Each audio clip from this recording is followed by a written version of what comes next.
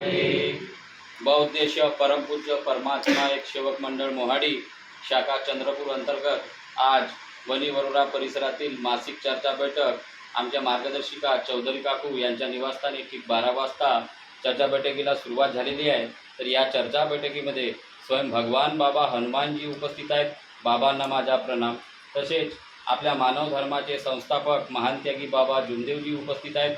बाबांना माझा प्रणाम। तसेच बाबाच्या कार्याला साथ देणारे आपल्या वाराणसी आहेत तुगरीकर उपस्थित आहेत। आईला सुद्धा माझा प्रणाम।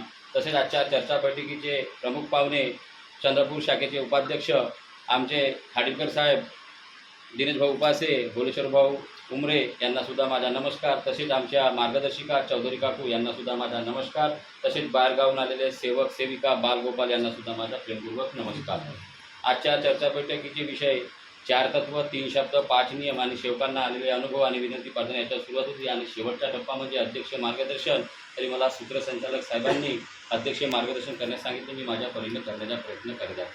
तर बघा, आतापर्यंत आपल्या पूर्ण सेवकांचे अनुभव विनंती प्रार्थना सुरुवात होती आणि झाली आणि आता चर्चा बैठकीच्या एंडिंगमध्ये अध्यक्ष मार्गदर्शन तुम्ही माझ्या परीने करण्याचा प्रयत्न करत आहे।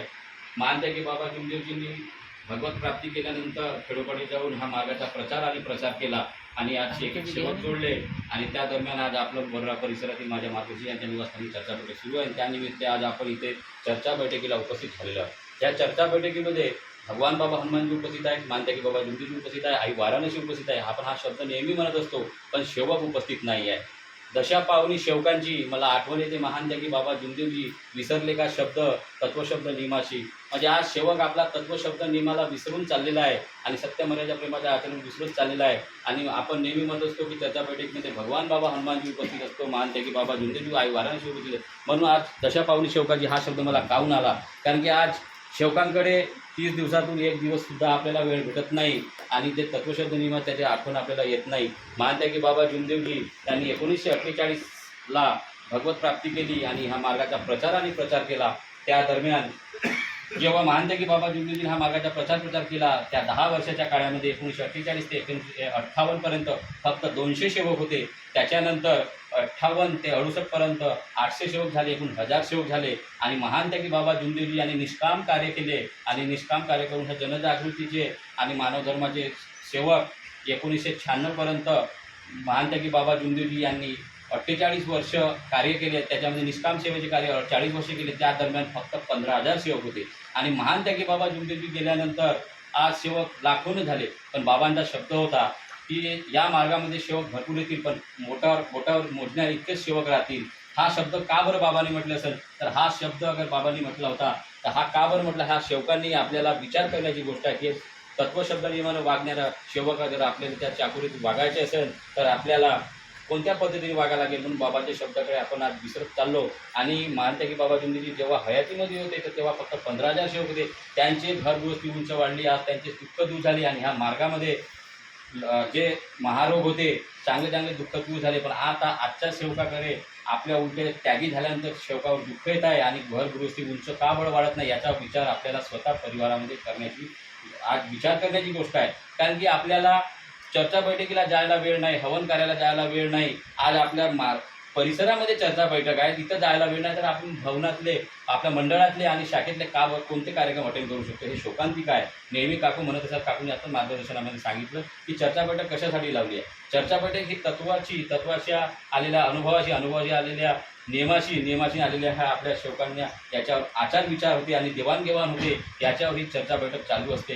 याच्यातून तरी आपण काहीतरी शिकून जातो। आज आपल्या मोहाडी मंडळामध्ये भरपूर कार्यक्रम होत असतात आणि चंद्रपूर शाखेमध्ये तिथं पण नेहमी वारंवार चर्चा बैठक का बरं घेतल्या जाते, त्याच्यानुसार आपण काहीतरी शिकून जात असतो। याच्यातून आपण शिकल्यानंतर आपण एकामेकाचे विचार देवाणघेवाण घेत असतो आणि त्याचा अनुभव आपल्याला नाही, यानं अनुभव असं सांगला तर मी असं वागलो पाहिजे, मी असं केलं। आत्ताच आमचा आशू यांनी खूप सुंदर विनंतीवर आपला त्यानं शब्दरचना सांगून आज विनंतीमध्ये मी तुम्हाला सांगतोय की विनंतीमध्ये एकूण शब्द किती आहेत विचारलं तर सेवकांना काही माहीत नाही, कारण की आपल्याला वेळच नाही। ते नियमावली पुस्तक दिलेली आहे मार्गदर्शकांनी त्याच्यात एकूण 92 शब्द आहेत। त्या 92 शब्दाची त्याने शब्दरचना एक शब्दाची रचना आज आशूला सांगितलं की ती आजपर्यंत आपल्याला एवढ्या चर्चा बैठकीमध्ये झाले आजपर्यंत कोणीच सेवकांनी सांगितलं।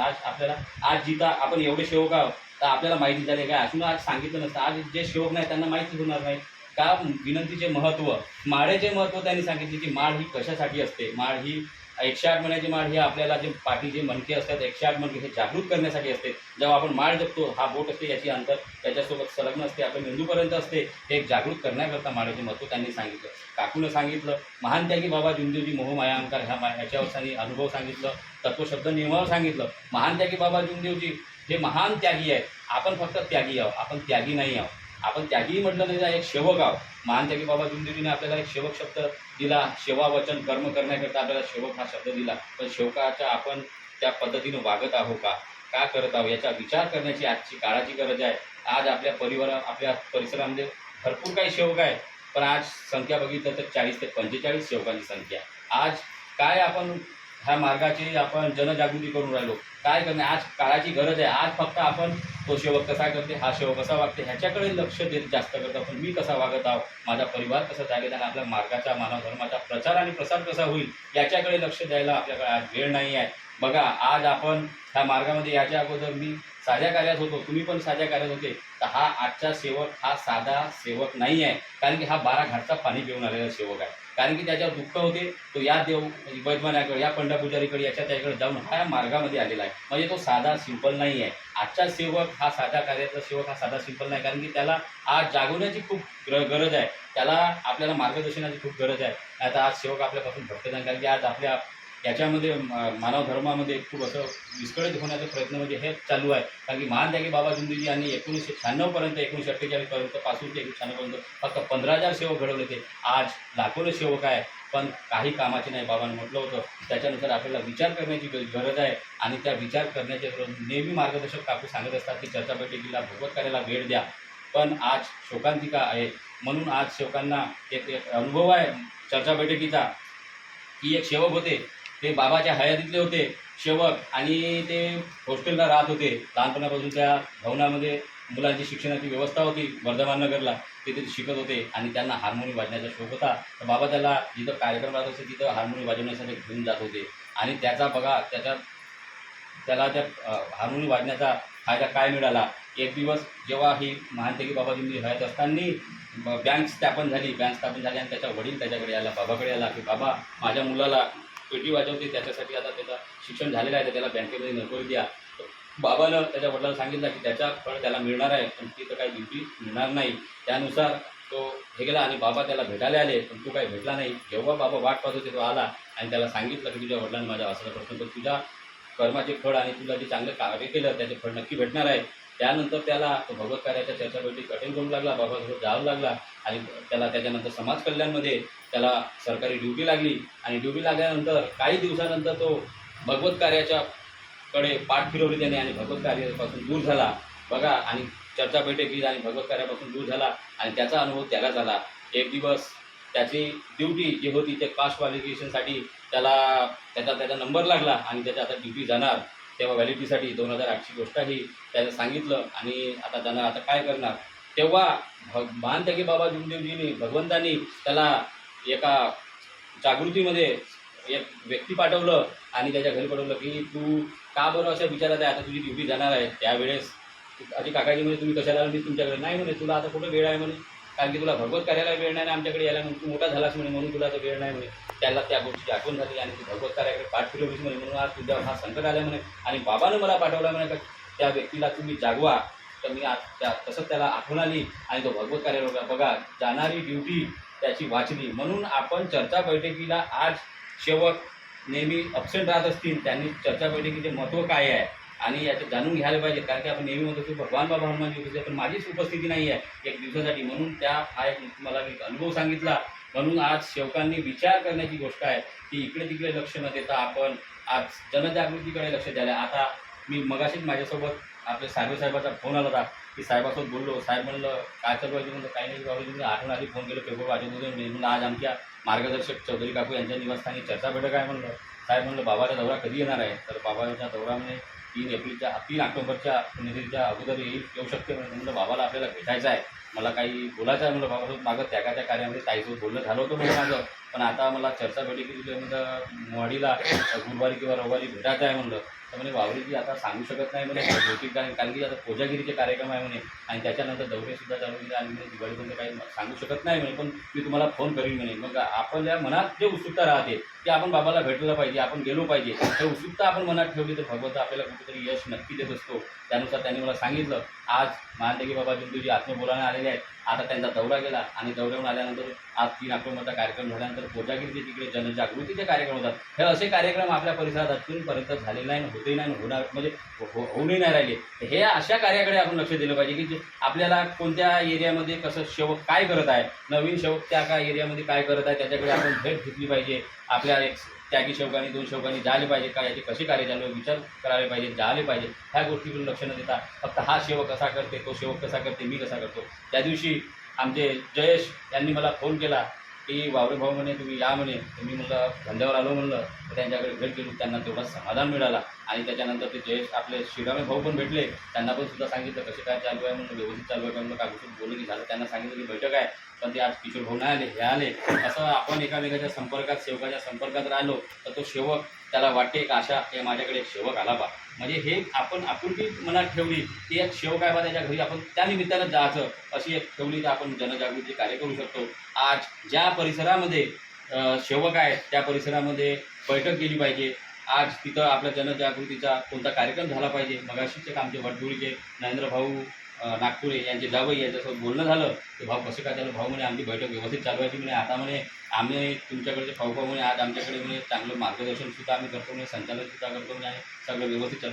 हे खूप आनंदाची गोष्ट आहे. म्हणजे ह्या बैठकीचा फायदा का बघा, तिकडे नवीन बैठक चालू झाल्यावर आज आपल्याकडे सेवक सगळ्या गोष्टीने बरोबर असताना आज सगळ्या गोष्टी बरोबर व्यवस्थित चालू आहे. आपण नेहमी सांगत असतात पण आज सेवक कुठंतरी आज सेवकाला पहिले सेवकांना अशी बसायला जागा राहत नव्हती, आज सेवकांना खाली जागा आहे. म्हणजे हे कुठेतरी सेवकांची काय म्हणजे आपण काय चालू राहिलो, मानव निष्काम सेवा कार्य करून राहिलो की काय करून राहिलो याचा विचार करण्याची गोष्ट आहे. सेवकांनी त्याच्या चुका करू नका आणि भगवत कार्याकडे जास्तीत जास्त जाण्याकडे लक्ष द्या, कारण की आज काळाची गरज आहे. बाबांनी सांगितलं आहे की जो सोएगा वो खोएगा, जो जागेगा वो पाएगा. म्हणून जो या मार्गामध्ये वेळेवरचे जे महत्त्व दिलेले आहेत तर काकून त्या ताईनं सांगितलं, रोडेकर ताईंनी का मला उठायला उशीर होते त्याच्यामुळे त्यांच्यावर काय परिणाम होतो त्यांनाच आहे. कारण की त्यागी आपण जेव्हा साध्या कार्यात असतो आपल्याला उत्सुकता असते की माझे कसे लवकर दुःख दूर होईल आणि मी कसं लवकर त्यागी होईल. त्याच्यानंतर त्याग झाल्यानंतर का बरं तुमच्या मनात कसे आज विचार आले की मला उठूच का बरं देत नाही, याचा प्रश्न तुम्हालाच करायचा आहे. कारण की तुम्हाला जाग येते पण तुम्ही उठू शकत नाही, म्हणजे तुमच्या मनात काहीतरी वेगळं विचार चालू आहे. हा तुम्ही विचार करा आणि मार्गदर्शकासोबत बोलून त्याचा सोडवणूक करा की असं का बरं होत आहे. त्याच्यावर आपण कधीच मार्गदर्शकाला आपण सांगत नाही.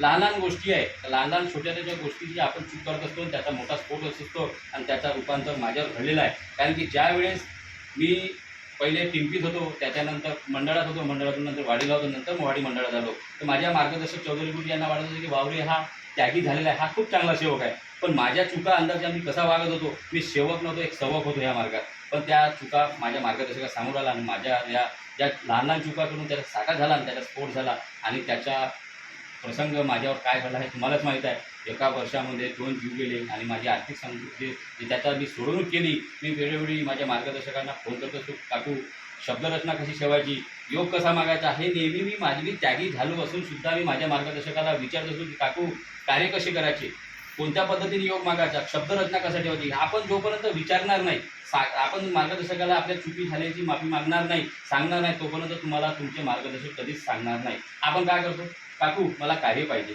फोन लावतो आणि फोन लावल्यानंतर काकू विचारते आपल्याला की कार्य कसे झाले. आपण काय काही चुका लपवण्यासाठी आपण काय काही चुका सांगत नाही. हे एक मोठी शोकांतिका आहे. कारण की चूक झाली तर पाहणारा तो भगवंत आहे, मार्गदर्शक पाहणार नाही कोणी, आणि त्याच्यानंतर आपल्याला परिणाम होतो की माझं असं का बरं होत आहे, माझं असं का बरं होत आहे, ह्याचा आपण गुरफटल्याच जातो. म्हणून तर गुरफटणं न राहण्यापेक्षा आपल्या मनात ज्या चुका झाल्या असतील, काही झाल्या असेल, त्या मार्गदर्शक बिनधास्तपणे सांगा. शेवकाजवळ नको सांगा, मार्गदर्शकाच्या घरी सांगा. बैठकीत नको सांगा, ज्या गोष्टी सांगायच्या ते बैठकीत सांगा, मार्गदर्शकाच्या घरी जाऊन सांगा. चुकीची सोडवणूक केल्याशिवाय आपल्याला मार्गामध्ये यश मिळणार नाही. कारण की आपण चुका करत राहून त्याचा स्फोट नक्की होणार आहे. त्याचा विचार आज सेवकांनी करण्याची गरज आहे. आता आता उमरेताईनं सांगितलं की मालकण भाऊ मार्गात आल्यानंतर त्यांची आज परिस्थिती कशी झाली होती आणि आता कशी आहे याचा विचार त्यांनीच करायला पाहिजे. आज त्यांचा तो शब्द होता मागे की भाऊ मी त्याग देणार आहोत, पण त्यांनी त्याग घेतला नाही. म्हणजे बघा आज त्यांना विनंतीसुद्धा कधी कधी देत नाही. म्हणजे शोकांतिका आहे. म्हणजे आज आपण कोणत्या याच्याकडे वळणार नाही. सीधा रस्त्याने जायचं तर आपण वाकड्या रस्त्याकडे चाललो. म्हणजे आज माझ्याकडे सर्व काही आलं तर मी आता तत्वशब्द नियमाच्या वेगळ्या नंतर त्याचं परिणाम काय होणार हे आम्ही सांगू शकत नाही, कारण की तो पाहणारा तो भगवंत आहे. मार्गदर्शक तुम्ही कसे कार्य करता, मार्गदर्शक सुद्धा पाहणार नाही आणि शवसुद्धा पाहणारा तो भगवंत आहे. म्हणून शोकांना विनंतीपूर्वक हात जोडून विनंती आहे की माझ्यावर प्रसंग घडला, त्या प्रसंगातून मी सावरलो आणि सावरत आहो आणि सामोरे सावरत राहणार. आणि मी नेहमी मार्गदर्शक काकूला आमच्या सांगत राहतो, काकू कोणतेही प्रसंग आला त्या दिवशीच आता माझ्यावर खूप मोठं संकट आलं होतं की भगवंता म्हणलं असं संकट आहे, आता की याच्यातून मार्ग काढा. तर मी भगवंताला शब्द ठेवला आणि संध्याकाळी विनंतीमध्ये आईमध्ये आम्ही दोघांनी विचार केला आणि ठेवलं, तर भगवंताने माझं दूर केलं. म्हणजे आपण कुठेतरी भगवंताच्या चाकोरीमध्ये राहिलं तर भगवंत आपल्याला यश नक्की देते. फक्त आपण त्या भगवंताकडे लक्ष द्या. काय काय गोष्टी मार्गदर्शकाला सांगा, कारण की जोपर्यंत आपण आपले मार्गदर्शक हे आपल्याला एक चांगला रस्ता दाखवण्याचा मार्ग बाबांनी मानते की बाबाजी मार्गदर्शक का बनलेले, कारण की सेवक जागला पाहिजे, चांगल्या रस्त्याने गेला पाहिजे, याच्यासाठी मार्गदर्शक आपल्याला देण्यात आला आहे. आणि ज्या दिवशी आपण ह्या मार्गाकडे येतो पहिल्या दिवशी, त्या दिवशी आपल्याला कोणीच शब्द देणारा भेटला नव्हता. फक्त मार्गदर्शकाच्या घरी आले त्यांनी फक्त शब्द दिले आणि शब्दानुसारच तुमचे दुःख दूर झाले आणि त्यानुसार तुम्ही कार्य केले. म्हणून त्याच्यानंतर तुम्ही मार्गदर्शकाला फोन करता का काकू मला आराम झाला. ह्या शब्दाची पहिल्या दिवसाची अगर आपल्याला आठवण राहिली तर आपल्या हा मार्गातला सेवक कधीच दुःखी कधीच राहू शकणार नाही. याचा विचार आपण केला. आता तो आपला एक विशाल मला भेटला होता, त्याला गेलो, तो आपल्याकडून कार्य केले. बाण त्यागी बाबा जुमदेवजींनी हयातीमध्ये लिहिलं होतं की दारू पिणाऱ्यावर कधीच विश्वास ठेवला नव्हता, कारण की तो मार्गात आल्यानंतर तो कधी उठून पडेल आणि कधी मार्गात दारू पिईल याची गॅरंटी नव्हती. कारण की मान त्यागी बाबा जुमदेवजी हयाती असताना श्रावणजी मोहतुरे कामठी यांनी रक्तानं आपल्या हातावर लिहून दिलं होतं की मी दारू पिणार नाही, तरी बाबाचा विश्वास नव्हता. कारण की दारू पिणाऱ्यावर कधीच विश्वास राहत नाही. तो कधी मार्ग सोडून जाईल आणि कधी त्या मार्गाची बदनाम करेल याची गॅरंटी राहणार नाही. म्हणून तो आज सेवक ज्या दिवशी पहिल्या दिवशी त्याच्या घरी आम्ही गेलो, जेव्हा कार्य ज्या टाकून आम्हाला पाठवलं दिलीप भाऊ, मी आणि प्रवीण भाऊ, त्यावेळेस त्याच्याकडे मोबाईल नव्हता, 1 किलो दाना होता. पण आज पहिल्या दिवशीची दिवस विसरला. आज त्याच्याकडे 2-2 मोबाईल आहे, महिन्याभराच्या त्याच्या घरी किराणा भरून आहे. पण त्यांनी आपल्या चुका लपवण्यासाठी काय सांगितलं की काकू मला मटण खायची आहे म्हणून मी दुसऱ्याकडून मार्ग घेतो. बघा मी त्याला विचारलं तर कुठून घेतलं, त्याने सांगितलं की मोहर्लीकडून कार्य घेतलं. धन्यवाद दादा म्हणलं, तुला पहिल्या दिवसाची आठवण आली नाही म्हणलं. आणखी तो मला म्हणायला लागला भाऊ म्हणे 1 वर्ष 9 महिने झाले म्हणे मला आठवण आली, आता कशी आठवण, आपल्या पत्नीचं नाव घ्यायला लागला की इनंच मला असं केलं. भाऊ म्हणलं असं होत नाही, तूच ठाम असता तर तुझी पत्नी पण सुद्धा काहीच करू शकत नव्हती म्हणलं. फक्त खाण्यासाठी तुम्ही काहीतरी मोठी चूक केली आहे, ते लपवण्यासाठी तुम्ही हा काम केलं म्हणलं. आणि नंतर मला माहीत पडलं त्या गावात 2 सेवक आहेत की यांना सांगितलं की असं असं करायला लागते बा, असं असं होते बा आपल्या मंडळामध्ये आमच्या, पण जमते बा म्हणून त्यांनी सांगितलं. पण त्यांनी चूक तिथं त्याच्या ह्या सोनूबाई सुभाम आहे, त्यांनी आपल्या आईच्या घरी बंधनाची आमच्या ते त्यागाच्या कार्य चालू तेव्हा तिथं गेली होती. तिथं खूप मोठी चूक केली आहे. त्याचा पण स्वतः भगवंत मला लावणार आहे, कारण की त्या ठिकाणी मी जात असतो नेहमी धंद्यावर. बघा भगवंत त्याला मी म्हटलं काकू पण तुला अगर आराम नसता आणि ह्या एका वर्षामध्ये तुझं जे परिस्थिती बदलली नसती तर म्हणलं मानलं असतं. म्हणलं पण तुझी परिस्थिती तेव्हाची नाही राहिली, तुझ्याकडे गाडी आहे, घोडा आहे, घर घेण्याची परिस्थिती होती म्हणलं. आणि ह्या खाण्यासाठी म्हणलं काकून कार्य म्हणलं भगवंत म्हणलं भगवंताला देता येते आणि दिवस नेता येते म्हणलं, ते लक्षात ठेवलं म्हणलं. आज तुम्ही कार्य घेतलं, किती वेळ दिला म्हणलं त्या मार्गदर्शकानं म्हणलं. तर भाऊ म्हणे फक्त 10 मिनिटं म्हणलं, आपले मार्गदर्शक 1-1 घंटा म्हणे. तर म्हणलं याचाच विचार करा.